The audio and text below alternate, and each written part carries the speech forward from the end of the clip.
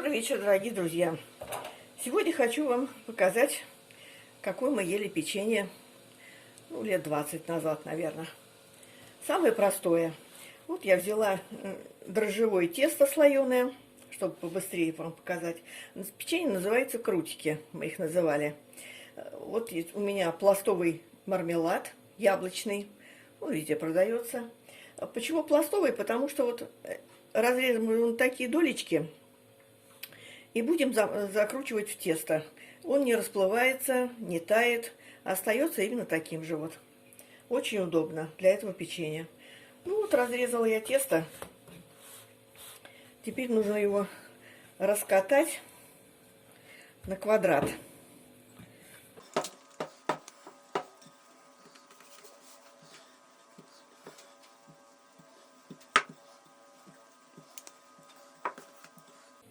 Примерно так вот.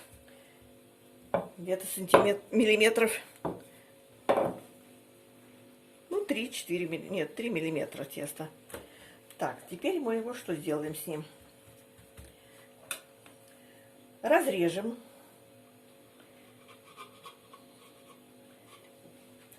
И сделаем треугольнички. Лучше сейчас вот так.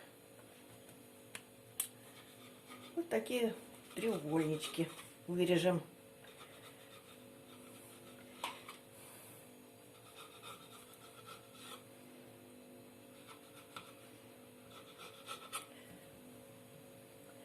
Так. Теперь кладем вот этот кусочек сюда, на широкую часть, и закручиваем, как рогалик получается. Вот такие печенюшечки. И так все остальные. Чем печенье это вкусное, но само тесто оно не сладкое, а начинка сладенькая.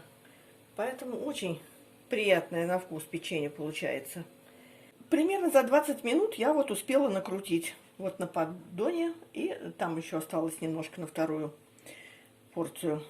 Вот, все я их разложила на бумагу хвостиками вниз, чтобы не разворачивались. Тесто слоеное, вот, будет разбухать, может развернуться. Вот, а вообще можно делать любого теста, не сладкого. Очень хорошо получится. На какое время я потом скажу, сколько у меня они были в духовке, я тогда скажу, когда будут готовы. Ставим в духовку, примерно 200 грамм. 200 градусов. Вот вытащила я противень первый. Вот такие получились. Не рогалики, мы их крутиками называли. Вот видите, какие румяненькие. Яйцом смазала с молочком. Вот. Это вот с одного противня. Второй противень пока еще готовится. И вот сахарной пудрой можно немножечко посыпать. Можно и не обязательно. Так что ешьте, приятного аппетита. Это очень простое блюдо. В духовке оно было минут 15. Все духовки разные, смотрите сами. Не отходите от духовки. Вот, блюдо очень простое.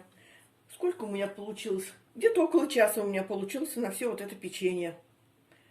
Так что дерзайте, выпекайте, пишите комментарии. Буду рада почитать их. До скорой встречи.